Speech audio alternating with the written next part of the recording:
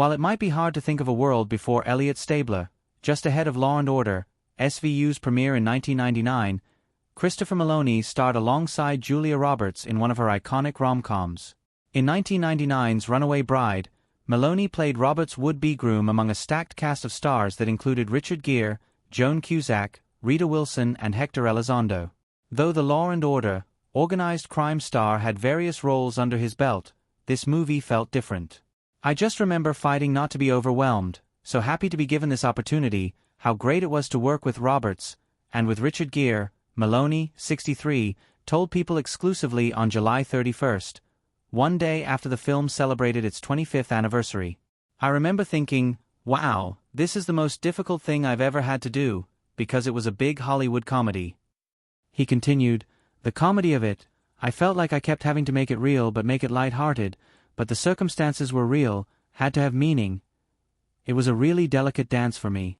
While Meloni recalled navigating how to strike that balance, he said Roberts was a natural.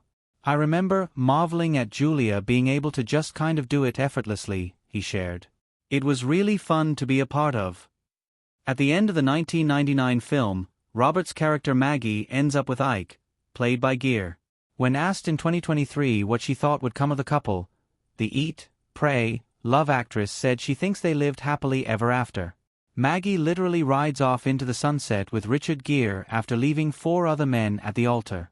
What happens to her? Gayle King asked during an interview on CBS Mornings. They stay together. He doesn't die in this one. They're going to stay together, Roberts replied after previously sharing that she thinks Gere's Pretty Woman character passed away peacefully in his sleep from a heart attack, smiling.